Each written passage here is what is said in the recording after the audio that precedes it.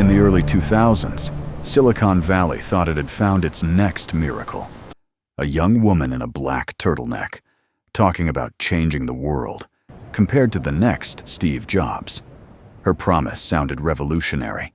A few drops of blood and hundreds of medical tests.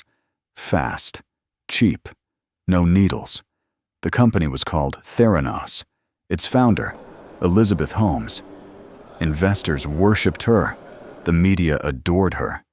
The company was valued in the billions, and Holmes became the world's youngest self-made female billionaire. There was just one problem. The technology barely worked, and what was sold as a medical revolution would become one of the biggest fraud scandals in startup history. Elizabeth Holmes was born in the United States in 1984. From an early age, she showed extreme ambition. People who knew her said she didn't want to be successful. She wanted to be legendary, a billionaire entrepreneur. She studied at Stanford, and there, the vision of Theranos was born. The idea was powerful. Blood tests were expensive, slow, and often painful, and Holmes believed she could change the entire industry.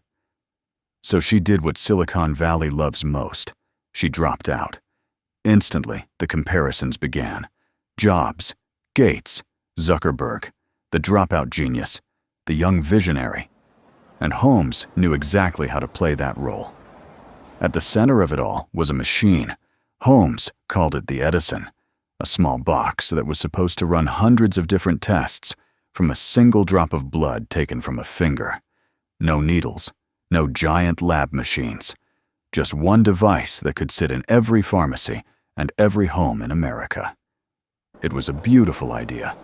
The problem was that it didn't work, and the more impressive the promise became, the more the company was worth.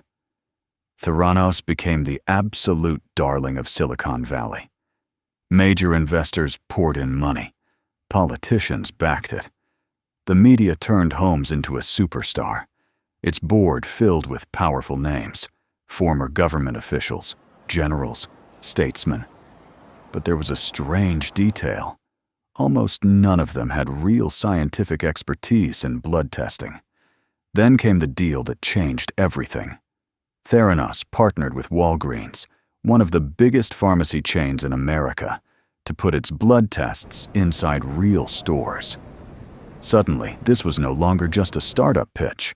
Real patients were about to use a technology that had never been proven. And meanwhile, Theranos operated in extreme secrecy. Employees were split into teams that weren't allowed to talk to each other. The company hid behind constant claims of trade secrets. The more the secrecy grew, the fewer people could see what was really happening. And here is the heart of the scandal. The technology couldn't do what the company promised. The Edison gave inaccurate results. Tests failed. Numbers came back wrong. So in many cases, Theranos secretly ran the blood samples on normal machines built by other companies, then presented the results as if they came from its own revolutionary device. And the most dangerous part? This was medical data. Real patients received results that were simply false. Some were told they were healthy when they were not. Others were terrified by warnings of diseases they never had. People made decisions about their bodies based on numbers that meant nothing. Inside the company, fear took over. Some employees tried to speak up, but according to former staff, Theranos ran on pressure, intimidation, and legal threats. It controlled its image at any cost. And then came a journalist, John Carreyrou of the Wall Street Journal. He started digging. He spoke to whistleblowers, ex-employees, scientists, and slowly he realized something enormous was hidden behind the Theranos facade. The company fought back. Lawyers, pressure, threats. But the investigation didn't stop. And in 2015, the first explosive report was published. Silicon Valley was stunned. After the revelations, everything fell apart.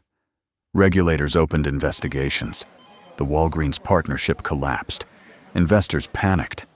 The company once valued in the billions was almost completely destroyed. and Holmes went from Silicon Valley icon to the symbol of startup fraud. The case went to court. Holmes was charged with defrauding investors and patients. Her defense argued it was bad business decisions and startup pressure. Prosecutors argued she knew the technology didn't work and lied anyway. In the end, Elizabeth Holmes was convicted of fraud and sentenced to more than 11 years in prison. The youngest self-made female billionaire in the world was going to jail. The story of Theranos isn't just about one startup.